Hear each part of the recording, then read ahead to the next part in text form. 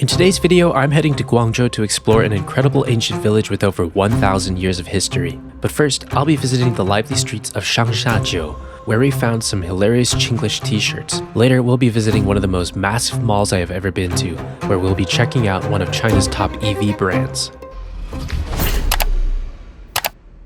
I'm super excited today because I'm back in Guangzhou. Last couple weeks I was with Simon, Karina. Now they're all up here visiting family. So I've come up here to spend a couple days with them and hopefully find some really interesting things here in Guangzhou.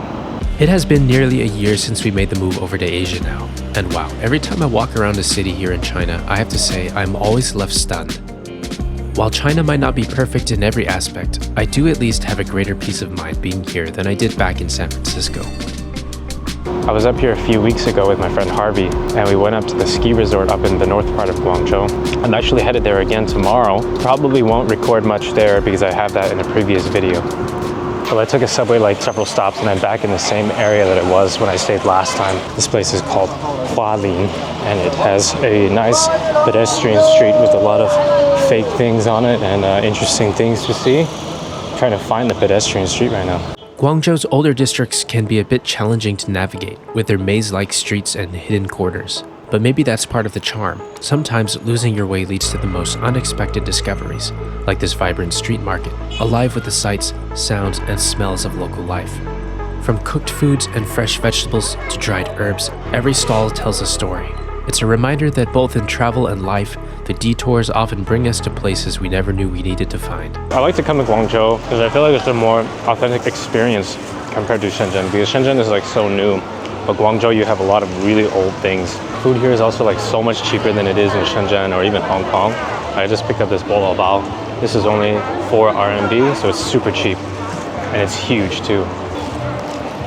Oh, usually they don't have filling, but this one actually has a filling on it. Maybe like a coconut. I don't know what that is. It's pretty nice. And we have made it back to the pedestrian street where I wanted to take these guys to search for more interesting brands. Here is Baby Boy, Playboy knockoff. See, these are the shirts that we are here for.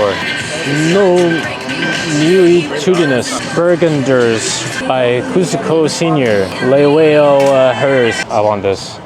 The normal face. Never stop exploring. That's normal. The normal face. I need this. Well, I did end up getting a couple things. I got a shirt. I left it in a different bag. I picked up a pair of just like regular black pants. I don't even know if these fit, to be honest, because I didn't try them on. They're kind of weird. It's got like this weird fold here. And it says Chao Ju Nu. Anyway, I'm up here in the north part of Guangzhou, up in Huadu district. This is really close to where the ski resort is. It's also where the Guangzhou International Airport is. So I booked this hotel up here. I don't know if I really like it. Like, I feel like the floor is a little dirty, but I'm only paying like less than like 30 USD a night for this place. So it's not too bad. I can't complain about it for the price. It even has its own washing machine. It's got a kitchen sink. It has a massive bed. This thing is like larger than our room in Hong Kong. And then the bathroom is okay. I feel like a lot of the hotels in China, they usually have like a glass wall. So whoever's in here can see who's in the bathroom. I like how this is separated. I feel like in China, you usually get what you pay for when it comes to hotels. And I'm like on a budget right now, so the hotels may not be the nicest, but you know, they're passable, I'd say. Next up, we are heading to one of the largest malls I have ever been to. Sunac Mall in Guangzhou's Huadu district is more than just a shopping destination. It's part of the massive Guangzhou Sunac Resort, a sprawling 2.2 million square meter complex that costs over 50 billion yuan to develop. See, coming to malls in China is like really such an immersive experience. You have so many different things inside, and I don't think you guys realize how big this mall actually is. The mall itself covers an impressive 346,000 square meters.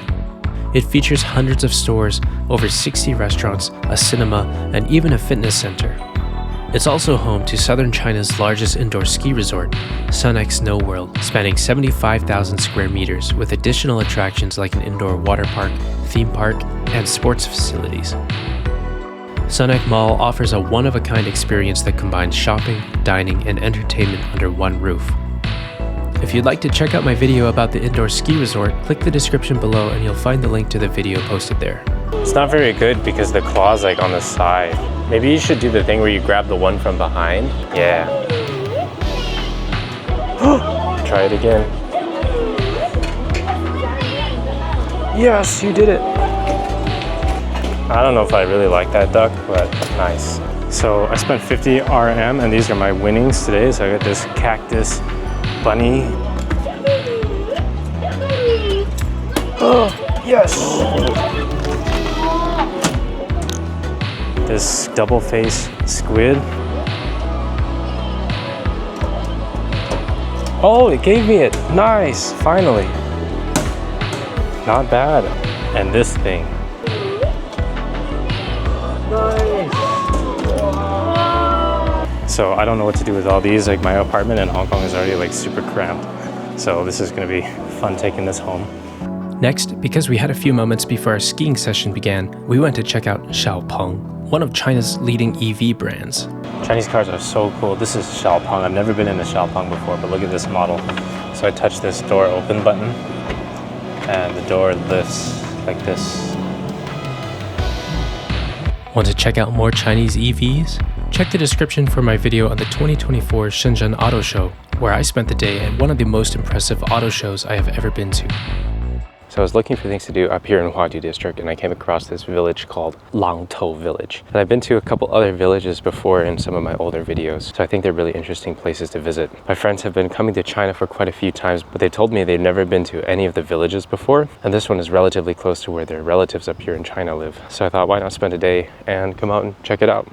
Has your family ever brought you to a village before? No, my family has not brought me back, at least to this village before. I don't actually know where my Gong and Popo, so like my mom's mom and dad's like village is actually. I don't think it's this one. I believe they've always just lived in the Fado Kui, but this is one of the many rural villages with scenic views and kind of some different historical and cultural relevance that you can find just in like the Guangzhou area, I think. Langtou Ancient Village in Guangzhou is a journey back in time, offering a glimpse into over 1,000 years of history. Tucked away from the modern skyline, this village is a living relic of Lingnan culture, with its maze of narrow lanes, well-preserved ancestral halls, and traditional Lingnan-style architecture.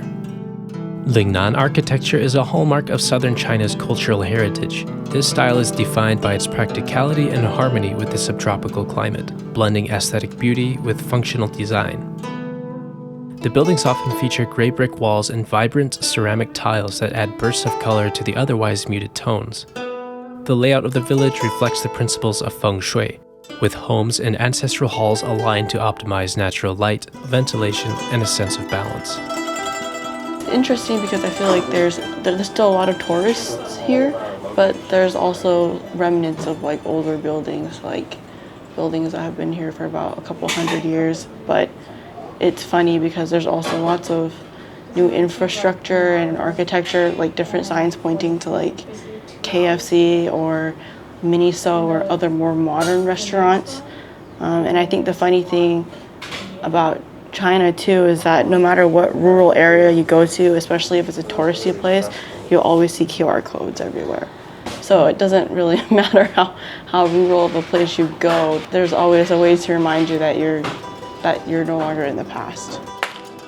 It's getting really hot, like it's the middle of October, but like I'm so sweaty still. It's supposedly supposed to be cooling down, but it's not. Anyway, we've come in here, just stopped for a quick tea. This is lemon tea. She says her tea is like particularly fragrant.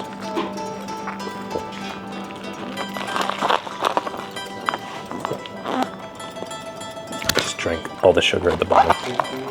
It's actually a little watery, to be honest. But it's not bad, it's pretty refreshing. This village has really been touched by the tourism industry. Some of the villages I went to in other parts of China last time, this one has so many tourist things around here. Langtou isn't just a place frozen in time.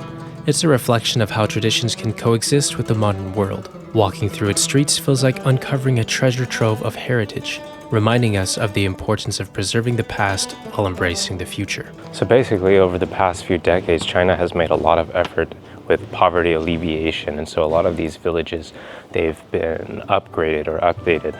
Like a lot of villagers, you know, they lived in very poor housing conditions, but these have since been upgraded to more modern style housing. So I think even if you came here maybe 10, 15 years ago, it would have been completely different, and a lot of people still lived, you know, in a lot of like poverty type situations. But now with the poverty alleviation efforts of the Chinese government, it's become a lot better for a lot of people out here.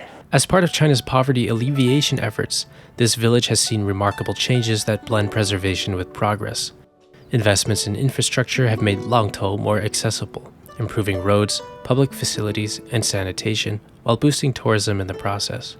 By preserving its Lingnan-style architecture and rich cultural heritage, Longtou has become a destination for visitors, turning history into an economic asset.